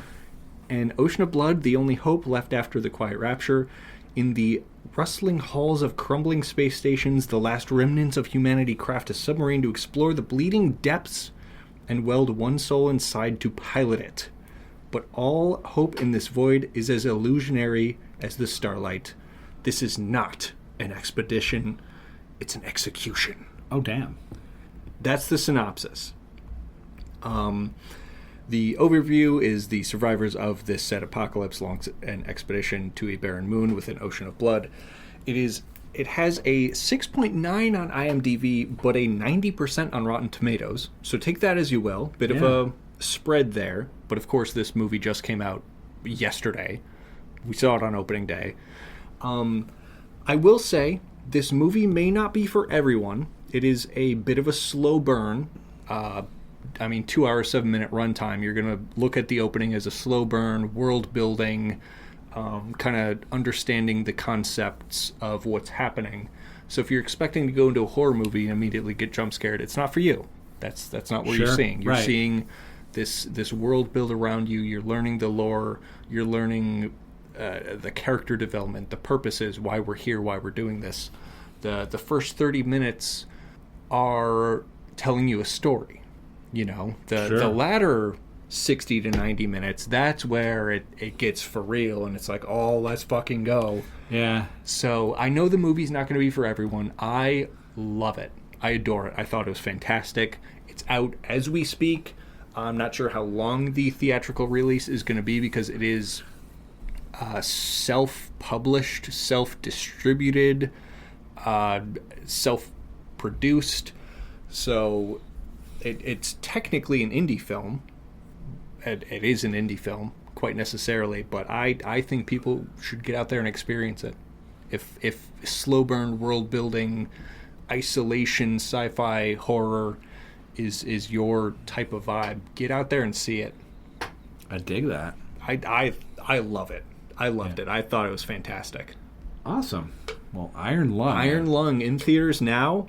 I mean, I guess keep an eye for it if it comes out on streaming. If you're not the theater goer type, that's okay. Keep an eye for it on streaming in the next couple month or so. Yeah. But I recommend seeing it. I loved it. All right. Well, awesome. It was more of a review preview. Yeah, a little bit. It's like a don't sleep on this. Yeah, don't sleep on it. I love that. Otherwise, you might be sleeping. Oh. You wouldn't want that, because then I'll have to tell you while you were sleeping this happened and you missed it. Yeah. You wouldn't want that. Don't be left out. Don't go be see left it. out. So get out of Pork Shop. Honey. Go see it, princess. Go see it. All right. We need a break. We're going to talk beer and weird news when we get back. All right, we are back for the home stretch of the Mark Mo Show, Season 5, Episode 5. I'm your host, Mark Maloney, along with Aiden Maloney. And we always finish up our shows with two things, and the first thing being our beer review, the official beer review. Damn right. The one and only official beer review of the Mark Mo Show. That's it. There are no others. And you're welcome in advance, lovely listeners. Like, really? Who else is doing this right now? Don't tell us. We're doing this for you. It's a small price to pay to be the sacrificial lambs of having to try these for you. I mean, think of how much this costs on our livers. It really does. It really does. One beer per week? Yeah, I actually don't have a liver, so it kind of works out. Just passes right through. It just passes right through. Yeah. Your body's like, cool, send it. It's fine. It's fine. You know, like most would consider it like the bouncer at the door. Sure. I don't have a bouncer. Well, you know what? We spend our money on other things, like quality. Indeed. Indeed we do. Who needs a good bouncer when you've got the best bartender in all the land? I have many good bartenders, so yeah, You're knowledgeable. I'm blessed. You're knowledgeable about the subject, is what we're saying. I do have knowledge into all things alcohol. One might argue big brain.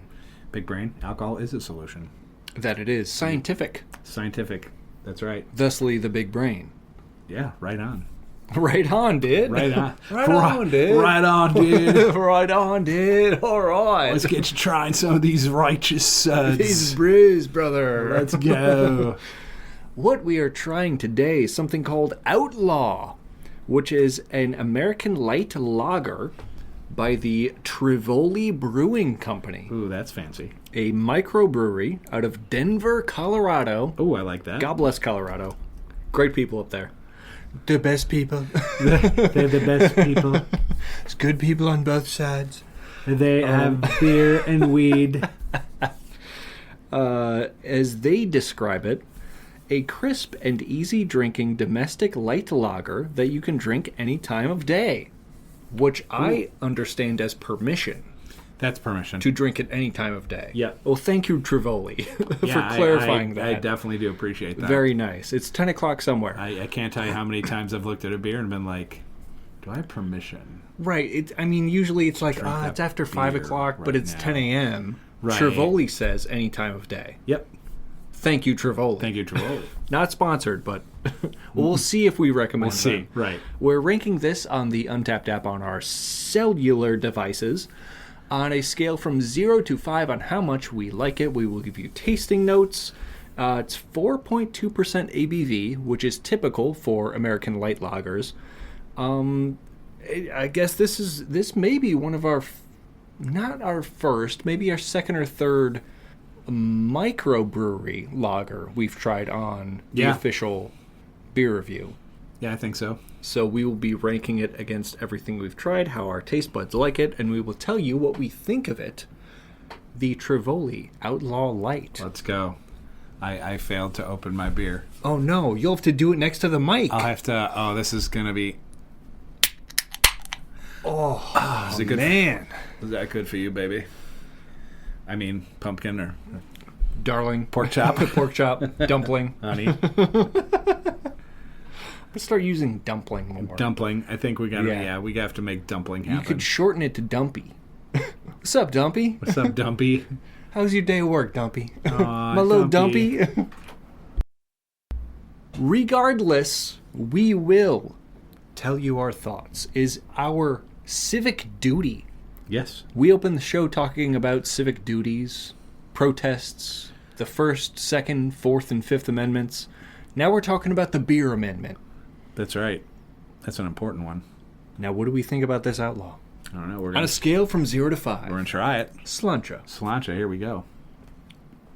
Oh. Interesting. Interesting. But for a different reason. I don't know your reason, but I think mine's different. No, that's fine. As we've mentioned on the show before, Mark Moe and I share our love for stouts and porters and Belgians. Oh, yeah. Where we diverge is my love for IPAs and his love for lagers. This, I'll have to go in for another sip, and I will do as my due diligence. I'll give it more sniffs, more sips. First thought, my first thought is that it's not for me. Oh, okay. I hope you have something nice to say about it. I don't ever want to come down on microbreweries. I love microbreweries, nanobreweries, whatever you call them, craft breweries. God, that first taste was not for me. I'm going in for more. Let me know what you think. Okay. Any difference there? I was to fill the silence. I was going to have you say what you think. Yeah. No, it's a light beer.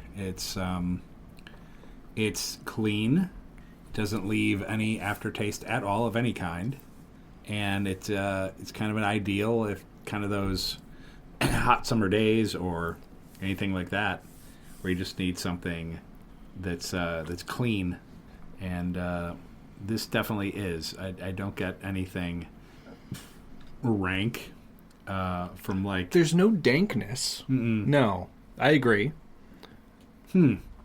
Interesting. Now, while clean, and I do agree with that, there is the same thing you bring up with IPAs that happens sometimes. I'm getting with this lager an aftertaste. Yeah. Something that lingers a little bit.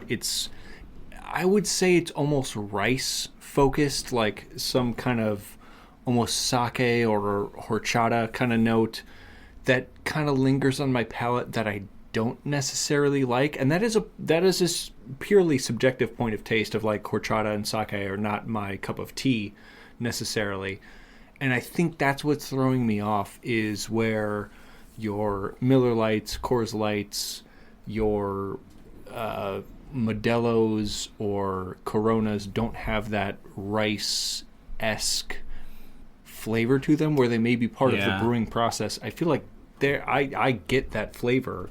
Sure. And it's not for me. There's something about it that's not for me, and I'm not sure what it is besides that. Because I totally understand the summertime vibe of this. Like coming in after mowing the lawn or throwing the baseball around. I totally get it. Like, this is perfect. Yeah. Except for one note on my palate that's just disagreeing with me. Wow. Interesting. I will say this about beers like this, though. and that is you have to drink them cold. Yeah, I think as these beers start to warm up, I think the dankness is just natural. The charm fades, maybe. Mm-hmm. Yep. Yeah. So, and and I'm not picking on this beer. I'm just saying these beers in general. Like if I have a Miller Lite and I'm halfway through with it and I forget it and I come back an hour later and I take a sip, I'm like, ugh. Yeah, And like no dice. It goes in the sink. Yeah. Oh yeah. Ooh. Whereas a stout, if the stout warms up a little bit, it's still a stout. It's fine. Yeah, exactly. Completely fine. Because the heavier beers feel heavier, and that's something that warm drinks... It's kind of a sensation, I don't want to say mishap, but almost mix-up, where heavier beverages don't taste warmer, but they feel warmer. Yes, yeah. In a way, that's why I feel stouts and porters and dark ales are so popular in the wintertime, is that they feel warmer. Whereas this is definitely a summertime drink. I totally get that. But those drinks don't have the, you left it out for 15 minutes. Is it sink food or can you finish it? Correct. I cannot get over that rice note in there. You can't, huh? I can't. And granted, those that maybe enjoy horchata or sake, this might be for you. Mm-hmm. And take this with a grain of salt. I'm not a lager guy, but there's just something in this that I don't get from others that I don't know. This might be my first semi-negative official beer review. I don't know. I'm interested to hear yours because this might be up your alley. Yeah, no, it's fine. I have no problem with it. Like I said, it's kind of one of those beers. If you got back in the refrigerator, it's nice and cold, and you come in on a hot day. One of these is going to do the trick for you. For sure. Is it the first beer I'm going to grab if I have other beers in the fridge? Probably not. But, for me, it was refreshing. And it's light. And it's clean. So, sure. All of those. In consideration. Mm-hmm. Do I think if they had this beer in a bottle that it could be a little bit different? I do. Sure. I do. Aluminum and whatever BPA they use to coat the cans can play a part. Yeah, I think so. I give it a 3. I gave it an even score, too. I gave it 2 even. A 2. 2.0, yeah. Okay. I hate to come down on a microbrewery, but I don't know what else Trivoli Brewing makes. I hope it's better than this, in my opinion, but this one's not for me. And you know what? That's okay. Yeah. That's totally okay. Just because it's not for me doesn't mean it's not for anyone. Oh, for sure. And I believe this specific beer has not come to Indiana. I saw on Untapped that it had like 21, just shy of 21,000 reviews. And I was like, whoa, okay, this beer's been around. Yeah. But being in the beer distribution industry as I am, this has not come to our state of Indiana. Correct. I think it's only been around for 5 or 6 months, 4 or 5 months maybe. So it hasn't been around for a while. I think we're one of the newer distributors to have this in Indiana. So coming out of Colorado, God bless you. You're doing good things as a microbrewery to get all the way out here. But I'm sorry, this is not for me. Okay. And that's okay. That is definitely okay. All right, a 3 for me, a 2 for Maiden. Did you get any cool badges on the app? The first one I got is a promotion for the Chicago Beer Fest coming up February 28th. Oh, not sponsored. At the Field Museum. But that is cool as shit. It is so cool. The Chicago Beer Fest returns to Field Museum on February 28th, featuring over 65 breweries, 200 beers, DJ access throughout the museum after hours. It'll be the boozy hybrid of your middle school field trip. I love that. I love that so much. That's fun. And you can save $5 with the code. So that's pretty cool. We might have to look into that. That could be a fun field trip. It'd be a fun field trip. Yeah. And then one that we can talk about on the show. Yeah, a little Mark Mo Show field trip. Look, see what I'm what I mean. What I'm happening is what it is that I think we went to the Field Museum and then got him in some learning. As I did do it. What happened you learning? As a lager, and then a stout, Whoa. and then a dinosaur. You learning and I was learning in things. I know dinosaurs don't like beer. I heard a dinosaur look like a chicken. It's what it is. It's one of them's. That's what it's a Kentucky Fried Dinosaur. It's okay. God bless. And then I know, right? And then I got a USA's #1 beer machine free. Unlock USA's #1 beer machine free printer for untapped users. Your 2026 beer game just got leveled up. Choose one of the printers. Oh, not printer. Pinter? Oh, Pinter. Pinter, I hardly know her. Free Pinter for untapped users. Choose one of Pinter's flexible beer plans. Flexible beer plan? What? What is going on here? $0 for Pinter machine. Normally $149. I feel like we're being Free advertised shipping. to. We're being. The fuck's a advertised. Pinter machine? It's a Pinter. Pinter, I hardly know her. It looks like you can. Well, it looks like you make your own free beer. They have these little packets you put in there. Brewdog, Hazy Jane, Trooper. What? Claim free Pinter? I don't know about that. That sounds like a. I don't know. I don't know about that. Nothing in this world for free, bro. Nope.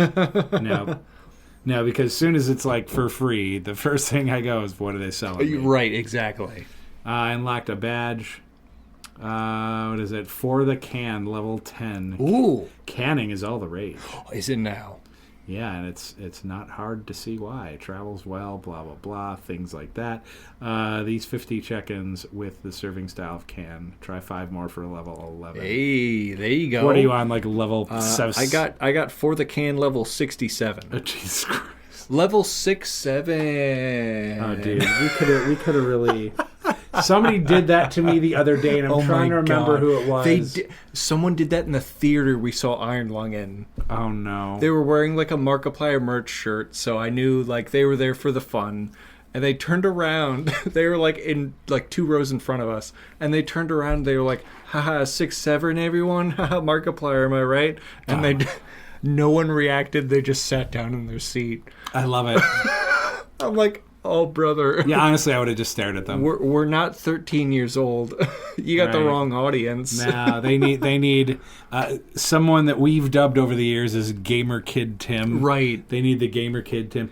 That's really cool, guys. Do that again. I'm up late playing Fortnite, guys. 6-7, am I right? Yeah, it's so funny. Haha. 6-7. Anyway, Outlaw. Check it out if you're interested. We're losing it. My Untapped at Home, level 11. There you go. Brewery Pioneer, level 10. Ooh, what is that one? There's beers in them thar hills. Is that like the fucking prospector? Yeah, it looks like for gold. It's like a Conestoga wagon and a bunch of beer. The most profit you can make during the gold rush is selling shovels. Yeah. Now that's wisdom. That is wisdom. You're setting off on your journey through the world of beer, but be sure to take a little time to get to know each brewery as you go. That's a beer from 50 different breweries. Try 5 more for level 11. What are you at, like 7,000? Maybe. And then Land of the Free. You pledge allegiance, and now it's time to enjoy some beer. Okay. Well, don't mind if I do. That's 70 different American beers. It's a lot. It is a lot, but it's a good. You know what? It's also skewed towards an American audience. That's very true. Who distributes the most beer? Oh, the domestic ones. Okay. Yep. Oh, that yeah. makes sense. Oh my God. Well, that was a learning experience of an official beer review. Yeah. Oh, for sure, for certain. And that brings us to the end of our show, which is the World of Weird News. And I'm very interested to hear what you have. I have a story that I believe was actually made into a documentary of sorts. It's a story from 2013. Okay. The Poop Cruise Incident. Oh, Poop Cruise. Poop Cruise. Poop Cruise. Because I remember, I don't know if it was last week or the one before, we were talking about cruises and bucket list items. and you had mentioned cruises, I think, twice. It made me remember the story I heard, and I was like, oh, I remember this like crazy news story about a cruise that went horribly wrong. And I found it, the 2013 poop cruise incident of the Carnival Triumph, which is the cruise boat. This was in the Gulf of Mexico. This was in early February of 2013. Mm-hmm. On February 10th, 2013, 5:30 a.m. Central Standard Time, the ship suffered a fire in the aft engine room. Though the fire was automatically extinguished and there were no injuries to passengers or crew, it resulted in a loss of power and propulsion. Power, of course, powering the toilets as well. Oh, no. Raw sewage began to back up into passenger deck areas, Oh, no. creating a major health hazard. Oh. They had eventually asked passengers to start pooping and peeing into bags Oh, no. on the cruise they paid for. No shot. No shot. This caused the media to dub the event, quote, the poop cruise. Oh, that is so gross.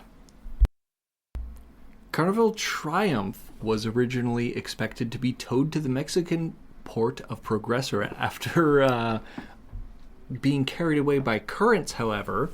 It was expected to dock in Mobile, Alabama, which is everyone's expected cruise destination. When you got a boat full of shit. Wow. By February 11th, the next day, her emergency electrical generators allowed partial restoration of some shipboard functions.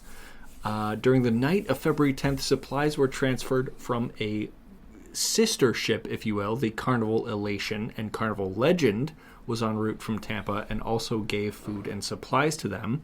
On the afternoon of February 13th, 2 days later, they were still on the water. 2 seagoing tugboats were towing the ship. A third was expected to arrive. Eventually, 4 tugboats were towing the ship, with a 5th on standby, which did have to step in after a tow line broke on one of the other ships. Oh, no. Here's where it gets crazy.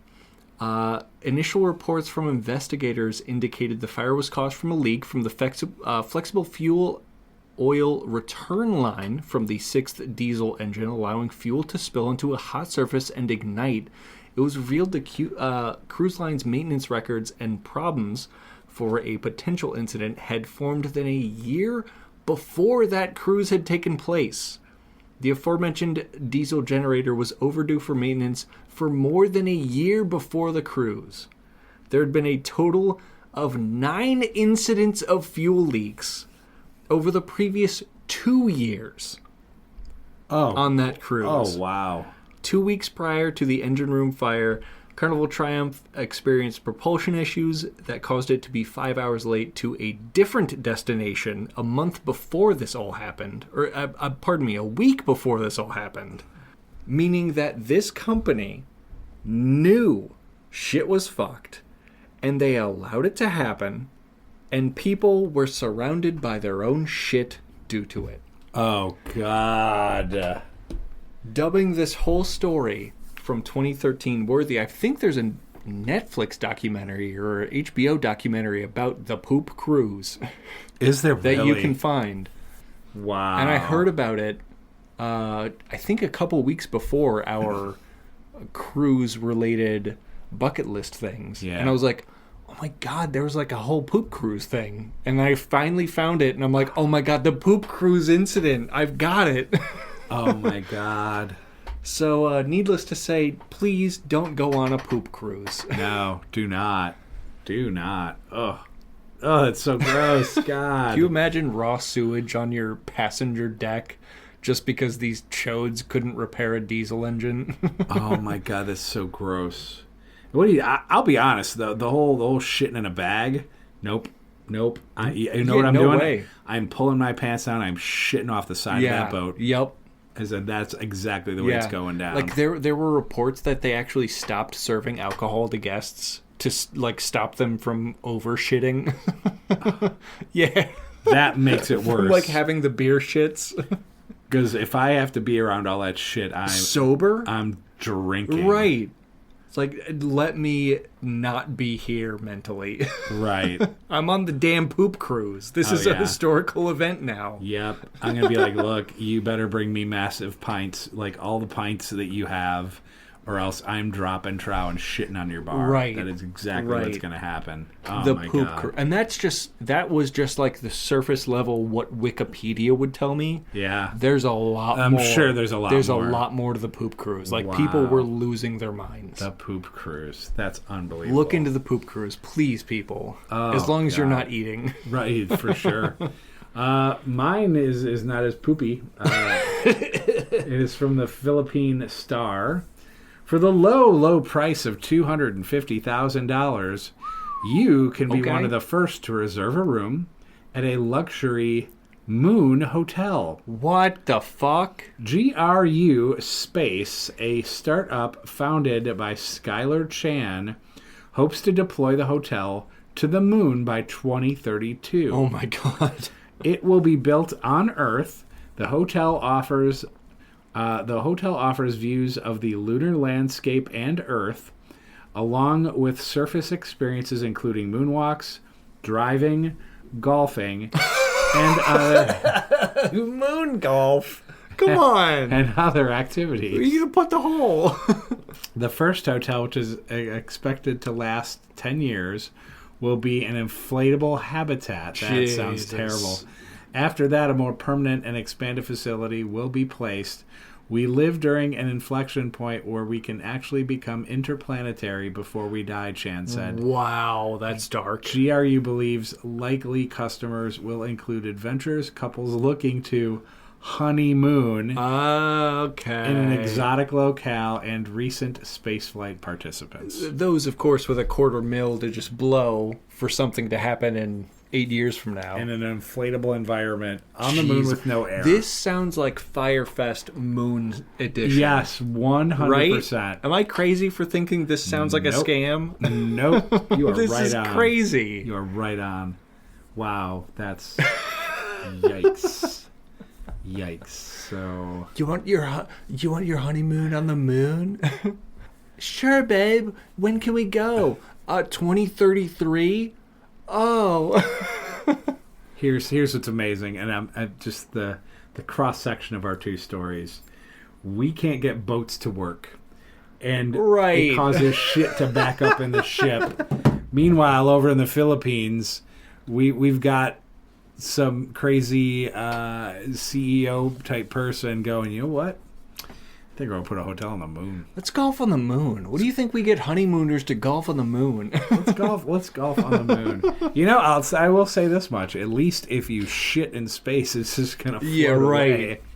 I can just imagine, like, the shareholders, like, sniffing a line of Coke, like, oh, yeah, we're going to golf on the moon. We're going to golf on the moon. Oh, my God, it's going to be great. Send it. Inflatable environment on the moon. I'm there. Invest. Oh, God, that's crazy. And as crazy as those stories were, that is it. That is it for us. The Mark Mo Show. Mark Maloney, Aiden Maloney. Check out Aiden's gaming channel. Aiden spelled the right way. Check out our collab, which is A&M Gaming. We are currently doing a daddy dating simulator where Aiden is the dad and I'm the teenage daughter. So you should probably check that shit out. And that is also on YouTube Gaming Channel. And of course, just please like and subscribe and share and all that kind of good stuff. And reach out to us on socials. And that's all I got. What do you got? I got not pooping on a poop cruise. Yeah, don't do it. It's my daily advice. Yeah, no, it's good advice. Don't do that. I wake up to, like, every day before I clock into work, I'm like, oh, this might suck, but I'm not pooping on a poop cruise. Very true. And you know what? That's how you have to look at like. Yeah, I think so. Yeah, don't do that. You're waking up. Are you pooping on a poop cruise? No, I'm not. Then you're not doing so bad. Nah, life's not as bad as it could be. Not doing so bad. Life's not as bad as it could be. Okay, bye-bye. God bless.